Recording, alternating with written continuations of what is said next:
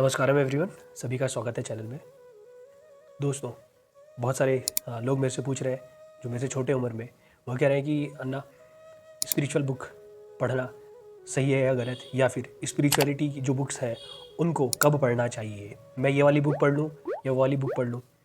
तो इस वीडियो में मैं अपने एक्सपीरियंस के साथ जो भी चीज़ें हैं वो शेयर करने वाला हूँ कि आपको बुक्स पढ़नी चाहिए या नहीं पढ़नी चाहिए, या फिर कौन सी बुक आपको पढ़नी चाहिए।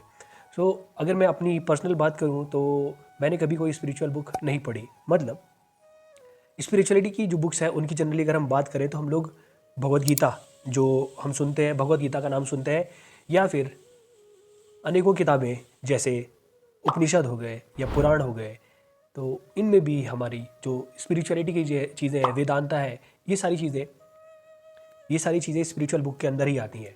तो क्या हमें इन्हें पढ़ना चाहिए? तो मैंने कभी भी ऐसी ये बुक नहीं पढ़ी है। और अगर मैं बात करूं तो मैंने पहले एक बार भगवत गीता में खरीद कर लेकर आया था, और उस समय मुझे स्पिरिचुअलिटी के बारे में, स्पिरिचुअलिटी का एस भी नहीं आता होगा, आप इस चीज़ को समझना। मेरे को ऐसा लगता था कि बस ये कुछ ऐसी किताब है जिसके माध्यम से हम लोग कुछ हमारी रोज़मर्रा की जो चीज़ें हैं उनमें जो आने वाली परेशानियां हैं उससे हम डील कर सकते हैं। तो मैं भगवत गीता खरीद कर लेकर आया था और मैंने उसको पढ़ना स्टार्ट किया हिंदी में। तो शुरू में जब भी आप कोई किताब पढ़ते हो, कोई बड़ी किताब पढ़ते हो, तो उसमें ये बताया जाता है, सबसे पहले एक चीज़ क्रिएट करी जाती है जिसे हम कहते हैं भूमिका। भूमिका बनाई जाती है। भूमिका का मतलब ये होता है कि किताब में आगे क्या आपको बताया जाने वाला है, आगे चल के हम इस किताब में क्या, किस चीज़ के ऊपर बात करेंगे, ये सारी चीज़ें हमें भूमिका में बताई जाती है। ठीक है। तो जब मैं उसकी भूमिका ही पढ़ रहा था तो भूमिका पढ़ते पढ़ते मुझे पता चल गया था कि ये किताब मेरे पल्ले नहीं पड़ रही है, और वो किताब मैंने वहीं पर छोड़ दी और मैंने दोबारा उस बुक को उठाने की हिम्मत नहीं करी। मेरी क्षमता से वो बाहर थी। मुझे उस समय इतना पता चल गया था 2018 में। और उसके बाद मैंने लोगों को सुनना स्टार्ट किया, जैसे सदगुरु और ओशो। इन दोनों को मैंने सुना, बहुत सुना। और जब मैंने सुनता था तो मुझे सबसे बढ़िया बात ये लगती थी कि ये लोग कभी भी किसी स्पिरिचुअल बुक का जो का कोई कभी ये रेफरेंस नहीं देते थे, या फिर कोई श्लोक पढ़ के नहीं बताते कि इस किताब में ऐसा लिखा है, ये कहता है या वो कहता है। मैंने आज से पहले भी लोगों को सुना है, जब जैसे हम जो व्यास लोग होते हैं उनको सुना है। अगर आप यूट्यूब पे भी बहुत सारे जो बड़े बड़े व्यास लोग हैं उनकी बातें भी सुनोगे, तो वो लोग किसी भी बुक का एक रेफरेंस लेते हैं और वहाँ से बताते हैं। बुक मतलब जो हमारे पुराण हो गए, या इनमें से कोई स्पिरिचुअल जो टेक्स्ट होते हैं, इनकी जो बातें हैं वो उठाते हैं और हम हमारे सामने रखते हैं। तो ये सारी चीज़ें मुझे बचपन से ही समझ नहीं आती थी, और मुझे ऐसा लगता था कि ये बिल्कुल मुझे पसंद नहीं आता था। सिंपल सी बात अगर मैं कहूँ तो फिर जब मैंने सदगुरु को सुनना स्टार्ट किया तो मेरे सारे सवालों के जवाब मुझे मिलने लगे, और फिर धीरे धीरे मैंने ओशो को भी सुनना स्टार्ट किया। तो ओशो की भी काफ़ी जो चीज़ें हैं मुझे बहुत अच्छी लगी, और उनसे आपको एक तरीके से मोटिवेशन मिलता है। उन लोगों को जो लोग बिल्कुल खो चुके हैं, तो ऐसे लोगों को एक हथौड़े की ज़रूरत होती है कि भाई क्या कर रहा है, उठ जा, ज़िंदगी में उठ जा। तो ऐसे लोग पक्का ओशो को सुने, वो आपको ऐसी चीज़ों से बाहर निकाल कर लेकर आएंगे, आपको बिल्कुल सच्चाई के दर्शन करवा देंगे। इस प्रकार से आप समझ सकते हैं। तो मैंने उनको भी सुनना स्टार्ट किया, मुझे बहुत मज़ा आता था ओशो को सुनने में। और मैंने सदगुरु ओशो को सुनने में अनेकों, मतलब घंटे घंटे के घंटे बिताए हुए हैं। मैंने 2-2 घंटे उन्हीं की बातें सुन रहा हूँ, सोते हुए भी वही चल रहा है, सुबह उठे वही चल रहा है। ठीक है। ये सारी चीज़ें मैंने सुननी स्टार्ट करी। उसके बाद मुझे केवल मैंने ये देखा कि जब हम चीज़ें पढ़ते हैं या सुनते हैं तो इससे दो ही बातें हो सकती है। या तो आप वो चीज़ रट लोगे और दूसरों को समझाओगे जाके, आपने वो अपने जीवन में नहीं लागू करी है, बस आप क्या कर रहे हो, आपने रट लिया, आपको लगता है कि मुझे आ गया, मैंने सुन लिया, मुझे आ गया, और जो उन्होंने बात बोली अब आप उनकी बात को अपना बना के लोगों के सामने रखोगे। एक ये हो सकता है, और दूसरा कि आपने वो बात सुनी और आप उस बात में मनन करने लगे, लेकिन जब आप उसमें मनन कर रहे हो तो आपको लग रहा है कि इसको अचीव करना डिफ़िकल्ट है, इस चीज़ को अचीव करना डिफ़िकल्ट है, तो मुझे कुछ और चीज़ों की मदद चाहिए। तो उसके लिए हम योगिक प्रैक्टिसेस करते हैं। समझना, मैं आगे चल के रिलेट करूँगा स्पिरिचुअलिटी की जो बुक्स हैं उनको पढ़ने का सही तरीका क्या है, और उसी चीज़ से मैं रिलेट भी कर रहा हूँ कि हम लोग, अगर मैं किसी भी बड़े स्पीकर को सुन रहा हूँ या स्पिरिचुअल बुक पढ़ रहा हूँ, तो उसमें लिखी गई जो बातें हैं वो हमारे साथ दो चीज़ें कर सकती हैं। या तो हम उनको रट्टा मार लेंगे और समझेंगे कि ये जो इस किताब में लिखा है ये मैं ही हूँ, और या फिर ये मेरा ही है, और हम लोगों के सामने जाकर बड़ी बड़ी बातें करेंगे, भले ही वो हमारे लिए लिविंग रियलिटी ना हो, हमारे एक्सपीरियंस पे ना हो, बट फिर भी हम यही बोलेंगे कि ऐसे बोलेंगे जैसे कि वो हमारी संपत्ति है, हमने उस सत्य को जो उस किताब में लिखा है उसको हम लोगों ने एक्सपीरियंस कर लिया है। कई लोग, बहुत सारे लोग जो है, जो जैसे हम भी स्टूडेंट थे तो उस समय पे हम लोगों ने क्या किया, एल्बर्ट आइंस्टाइन की थ्योरी ऑफ रिलेटिविटी पढ़ ली, और या स्पेस और टाइम के ऊपर कुछ चीज़ पढ़ ली, और हम ये बोल रहे हैं जाके कि हमारे वेद और पुराणों में ये सारी चीज़ें पहले से लिखी हुई है, और हमें नहीं पता कि उस किताब में क्या लिखा हुआ है, और वेदांता क्या कहता है हमें नहीं पता,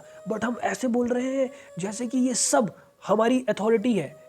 तो ये हमारे साथ हो सकता है, और ये हमारे लिए नुकसानदायक है कि हम आगे नहीं बढ़ रहे हैं, हम पीछे ही जा रहे हैं। स्पिरिचुअलिटी में आगे बढ़ने के वजह हम क्या कर रहे हैं, पीछे जा रहे हैं, क्योंकि माइंड क्या करता है, माइंड हमारे अंदर अहंकार बना रहा है, ये हमारा अहम है।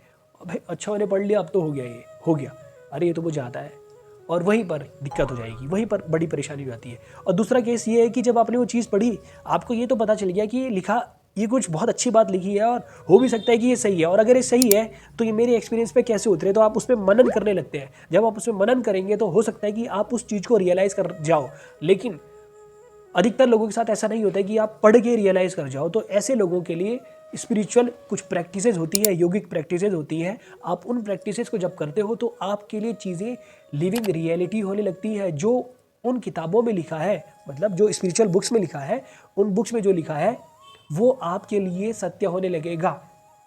ठीक है, वो सत्य आपके लिए प्रतीत होने लगेगा, वही सत्य आपके लिए हो जाएगा। क्योंकि जिन लोगों ने वो चीज़ें लिखी है उन किताबों में, उन ग्रंथों में, वो उन्होंने कैसे लिखी है, रियलाइज़ करके लिखी है। ठीक है, मैं आपको इसका एग्जांपल दूंगा। मेरे साथ मेरे सीनियर है, वो विपश्यना मेडिटेटर है, और मेरी उनसे कई बार बात होती रहती थी, तो बहुत सारी चीज़ें मुझे बताते थे। तो वो बातें जो मुझे बताया करते थे वो उस समय पे मेरे लिए लिविंग रियलिटी नहीं थी, लेकिन जब मैंने योगासनास प्रैक्टिस करनी स्टार्ट करी तो योगासनास करते करते करते करते मुझे चीज़ें रियलाइज़ होने लगी, और तब मैंने देखा कि वो भी यही बोलते थे, वो भी यही बोलते थे। तो मैं आपसे इतना ही कह रहा हूँ कि अगर आप स्पिरिचुअल प्रैक्टिसेस करने लगोगे तो आपके लिए चीज़ें लिविंग रियलिटी हो सकती है। इतनी बात आई समझ। अब आप ये बोलोगे कि हमें स्पिरिचुअल बुक्स पढ़नी कब चाहिए, तो अगर आपको अपने, जो आप अपने अंदर फील कर रहे हो, आप एक प्रवक्ता बनना चाहते हो, लेकिन आपके अंदर कुछ चीज़ें जो है आप वो फील कर रहे हो लेकिन सामने प्रकट नहीं कर पा रहे हो, कि आपको वर्ड्स नहीं मिल रहे, तो तब आप जाके किताबें पढ़ो। उन किताबों में आपको चीज़ें मिलेंगी, और हो सकता है कि कुछ चीज़ आप गलत, कहीं किसी चीज़ में आप फंस गए थे, वो जाके आप वहाँ पढ़ो। आप जब पढ़ोगे तो आपको पता चलेगी कि आप कहाँ गलती कर रहे थे, और आप गलत कहाँ पर हो, और आपको ये भी पता चल सकता है कि आप सही जा रहे हो या नहीं जा रहे हो। तो केवल स्पिरिचुअल बुक केवल नॉलेज के लिए पढ़ना, रट्टा मारने के लिए पढ़ना, या दूसरों के सामने कुछ अपने आप को ऊंचा दिखाने के लिए पढ़ना, ये पढ़ना बिल्कुल गलत है। हाँ, अगर आप उनको पढ़ के अपना विकास करना चाहते हो तब उनको पढ़ना बिल्कुल सही है, लेकिन ये हर व्यक्ति के लिए अलग अलग हो सकता है कि आप किस उम्र में हो और आपकी समझ क्या है। अपनी समझ के अनुसार ही हमें किताबों को पढ़ने जाना चाहिए। अब मैं 14-15 साल के बच्चे को एक भगवत गीता की किताब ला के रख दूँ उसके पास, उसको पता ही नहीं चल रहा है कि इसमें क्या लिखा हुआ है। कुछ एक्सेप्शन केस होते होंगे, मैं उनकी बात नहीं कर रहा हूँ, होते हैं एक्सेप्शनल केस, बट आपने एक छोटी उम्र में वो चीज़ें पढ़ ली, आपने सुननी स्टार्ट कर दी, रट्टा मार लिया उसका बस, और कुछ भी हो रहा है तो दह श्लोक मार दिया लोगों के सामने। ये इससे कोई फ़ायदा नहीं है। आपको जो चीज़ आप पढ़ रहे हो वो, पहली बात तो अगर आपको समझ आ रही है या नहीं आ रही है, समझ आ गई तो क्या उसके बाद आप उसको रियलाइज़ करने के लिए कुछ कर रहे हो या नहीं कर रहे हो। तो मुझे ऐसा लगता है कि अब जब मैं कुछ समय तक कुछ योगिक प्रैक्टिसेस कर चुका हूँ, तो इस समय पे अगर मैं किसी भी विद्वान व्यक्ति की या कोई रियलाइज्ड बीइंग की अगर कोई किताब पढ़ने की कोशिश करूँ, तो उस किताब में मुझे चीज़ें समझ आने लगेंगी कि ये क्या कह रहे हैं। आप चले तो गए स्पिरिचुअल बुक पढ़ने, पर आपको पता ही नहीं चल रहा है कि क्या कह रहा है। क्या फ़ायदा है ऐसी किताब पढ़ने का जिसका आपको समझ ही ना आए। तो पहले आप अपने अंदर ढूंढने की कोशिश करो। जब आप ढूंढते ढूंढते बिल्कुल थक गए, परेशान हो गए, अब जाओ किताब पे। हाँ, क्योंकि हो सकता है कि अब आप वहाँ से समझने लगो। और अगर एक स्पिरिचुअल बुक में अगर एक लाइन लिखी है ना, तो एक ही लाइन में पता नहीं कितनी ही बातें लिख दी गई होंगी। अगर आप संस्कृत के श्लोक पढ़ रहे हो तो उन श्लोकों की जो व्याख्या है वो बहुत बड़ी होगी और अलग अलग लोग उसकी अलग अलग व्याख्या कर सकते हैं। तो ऐसा भी हो सकता है कि आप दूसरों की बातें पढ़ के खुद प्रभावित हो जाए। तो मैं ये नहीं कहता कि उनको पढ़ना गलत है, बिल्कुल गलत नहीं है, अगर गलत होता तो लिख ही ना जाती, लेकिन साथ ही साथ आप कुछ स्पिरिचुअल प्रैक्टिसेस भी ज़रूर करें, तभी आप सही मायने में आप अपने ज्ञान को प्राप्त कर पाएंगे, जो सत्य ज्ञान है। तो अगर आप थोड़े से मैच्योर हो रहे हैं तब आके जाके आप स्पिरिचुअल बुक्स पढ़ें, लेकिन अगर आप फिर भी किताबें पढ़ने में इंटरेस्टेड हैं तो आप बड़े बड़े जो लोग हुए उनकी जीवनी पढ़ें, उन्होंने अपने शिष्यों से किस प्रकार से बात करी, ये सारी चीज़ें आप अवश्य जाकर पढ़ें। और जहाँ पर क्वेश्चन आंसर पूछे गए हो उस जगह पर जाकर आप किताबों को पढ़ें, और ऐसी किताबें पढ़ें जैसे सदगुरु की एक बुक है मिस्टिक्स म्यूजिंग्स। वहाँ पर क्या है, लोगों ने क्वेश्चन पूछे और सदगुरु ने आंसर दिए, क्या पता वो सवाल आपके हों, लेकिन मैं आपको बोल रहा हूँ कि केवल सवालों के जवाब मिलने से आपके अंदर जो उथल पुथल है वो सही नहीं होगी, आपके सवाल ही खत्म हो जाए। आप इस चीज़ को समझना, आपके सवाल खत्म होने चाहिए। और आपके सवाल कब खत्म होंगे, जब आप अपने ऊपर काम करोगे। आपको अपने ऊपर काम करना ही पड़ेगा। तो स्टार्टिंग आप कैसे करोगे, ऐसी किताबें पढ़ो जहाँ से आपको पहले तो ये पता चले कि स्पिरिचुअलिटी होती क्या है, वो कहना क्या चाह रहा है। सीधा हम उठा जाते ही बस सीधा हम श्रीमद् भगवद गीता उठा ले, मुझे तो मेरा लेवल तो बिल्कुल नहीं है। जब मैं 22-23 साल का भी था तब भी मुझे समझ नहीं आई थी। और तो आप ये देखें कि आपकी स्टार्टिंग धीरे धीरे होनी चाहिए, और कभी भी कोई ऐसी किताब ना पढ़े जो बहुत रिजिड हो, उसमें सिंपल ये सीधे सीधे ये लिखा हुआ है कि यही कहा गया है, यही सत्य है। नहीं, आपको सोचने पे मजबूर किया जा रहा है, आपको फ्रीडम दी जा रही है सोचने की कि हाँ हो सकता है कि ऐसा भी हो और इसमें कुछ और पॉसिबिलिटी भी क्रिएट करी गई हो। तो आप हमेशा ऐसी किताबें पढ़ें जहाँ पर आपको रिजिड ना बनाया जा रहा हो कि यही लिखा है बस यही सत्य है। ऐसा ज़रूरी नहीं है, ज़रूरी नहीं है। आप रिजिड बनते जाओगे, अगर आप ऐसी किताबें पढ़ोगे तो आप भी आगे चल के बोलोगे जो मैं बोल रहा हूँ वही सत्य है।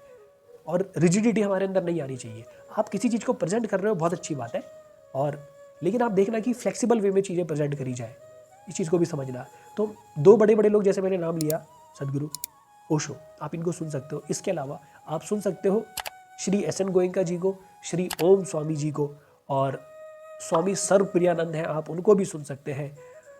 कुछ लोग जय कृष्णमूर्ति को भी सुनते हैं, उनको भी आप सुन सकते हो। बट ऐसे लोग जो है, या स्वामी सर्वप्रियानंद या जय कृष्णमूर्ति, ये लोग बहुत खतरनाक लोग हैं। खतरनाक किस सेंस में, क्योंकि ये ना बहुत ज़बरदस्त बात बोल जाते हैं और आप उसको समझने में ना कई दिन निकल जाते हैं।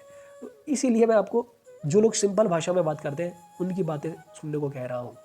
जो शुरू में मैंने नाम लिए, सदगुरु ओशो और श्री एस.एन. गोयनका जी और श्री ओम स्वामी, इन लोगों को आप सुने। आप देखना धीरे धीरे आपके कुछ कुछ कॉन्सेप्ट क्लियर होते जाएंगे, और तब आप एक समय ऐसे समय पर पहुंचोगे तब जब आपको लगेगा कि हाँ, अगर मैं किताबें पढ़ रहा हूँ तो मुझे समझ आ सकता है। आप स्वामी विवेकानंद की अगर किताबें पढ़ने जाओगे तो वहाँ पे देखना उनकी किताबों में इंग्लिश ऐसी लिखी होगी ना, आप ऐसे किताब बंद करके छोड़ दोगे यार क्या लिखा हुआ है ये।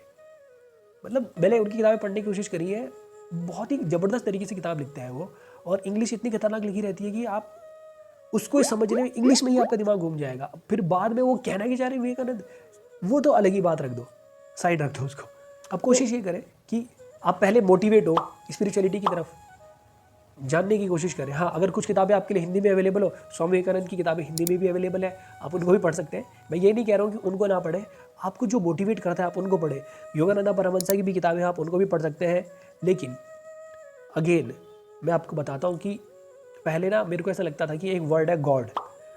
गॉड वर्ड सुन के मेरे को जो क्रिया योगा में रहते हैं ना, जैसे योगानंदा परमहंसा, ये गॉड की बात करते हैं बार बार, god god god god god. तो गॉड वर्ड जो था मेरे को ऐसा लगता था कि कोई ये क्यों बोल रहे, क्यों यूज़ कर रहे इस वर्ड का, और कहना क्या चाह रहे इस वर्ड से, कि कोई एक व्यक्ति है ऐसा बैठा हुआ जो जिस तक हम पहुंचना चाहते हैं, ऐसा कुछ मैं समझता था। लेकिन और उस समय मेरे को ये फील होता था कि क्यों लिख रहे हैं। और योगानंदा परमहंसा की मेरे को बात ऐसी लगती थी कि ये भी कोई ऐसा बीइंग है जो अभी रियलाइज़ नहीं है फुल्ली, ऐसा समझता था मैं। लेकिन धीरे धीरे जब मैंने प्रैक्टिसेस करनी स्टार्ट करी तब मुझे गॉड का मतलब समझ आने लगा कि योगानंदा परमहंसा कहना क्या चाह रहे हैं। तो आप जब तक खुद प्रैक्टिसेस नहीं करोगे, किताबें रटने से कुछ नहीं होगा, हजारों किताब पढ़ लो, पढ़ने से नहीं होगा। जो ज्ञान योगी होते हैं ना, गौतम बुद्धा ग्रेटेस्ट ऑर्डर के जो ज्ञान योगी हो सकते हैं उनमें से है, वो लोग भी क्या करते हैं, प्रैक्टिस करते हैं। विपश्यना उनके द्वारा दी गई प्रैक्टिस है। अगर आप ज्ञान योगे में जाओगे तो वो भी ज्ञान योग और विपश्यना दोनों सेम ही चीज़ है। अगर आप विवेकानंद की ज्ञान योगा की किताब पढ़ोगे तो ज्ञान योग और भगवान बुद्ध का दिया गया विपश्यना ये दोनों सेम ही है ऑलमोस्ट। तो जो ज्ञान योगी भी है वो भी कोई प्रैक्टिस करता है, भक्ति योग वाला भी कोई प्रैक्टिस करता है, क्रिया योगा वाले तो प्रैक्टिस करते ही हैं, कर्म योग वाला भी कोई ना कोई प्रैक्टिस करता है। तो आपका प्रैक्टिस करना बहुत ज़रूरी है। चीज़ों को केवल पढ़ना ज़रूरी नहीं है, और चीज़ों को, ऐसी किताबों को पढ़े जो बहुत सिंप्लीफाइड वर्जन में आपके सामने रख रहा है, बहुत सिंपल वर्जन में रख रहा है। ओके, तो आप देखें कि आप आइडेंटिफाई करें कि आपको किन को सुनना है, जिनको सुन के आपको ये लगता है कि ये बहुत सिंपल भाषा में चीज़ें समझा रहे हैं और इनकी बातें बहुत डीप है, तो आप उनको पढ़ें। आई होप कि मैंने यहाँ पे अपना पॉइंट क्लियर करा होगा। और कोई भी बीइंग जो आज से पहले पैदा हुए हैं वो बहुत बड़े बीइंग्स है, मेरी कोई क्षमता नहीं है कि मैं उनके लिए कुछ उल्टा फुल्टा कहूँ। अगर मैंने बोल दिया होगा तो I am sorry for that. किसी को अगर कुछ बुरा लगा हो तो आप बिल्कुल पढ़ सकते हैं, जो भी बड़े बड़े स्क्रिप्चर है वो आपकी इच्छा है और आपकी अपनी समझ के अनुसार आप उनको पढ़ सकते हैं। मैंने यहाँ पर केवल अपने एक्सपीरियंस शेयर करे हैं। आपको अगर ये बातें अच्छी लगी हो तो आप इनको भी अपने जीवन में धारण कर सकते हैं, और आप इनसे कुछ चीज़ें सीखे हो तो आप उनको भी अपने जीवन में ला सकते हैं। अगर किसी और टॉपिक पे वीडियो चाहते हैं तो प्लीज़ कमेंट सेक्शन में कमेंट करिएगा। मिलेंगे फिर आपसे अगली वीडियो में, तब तक के लिए नमस्कारम, धन्यवाद।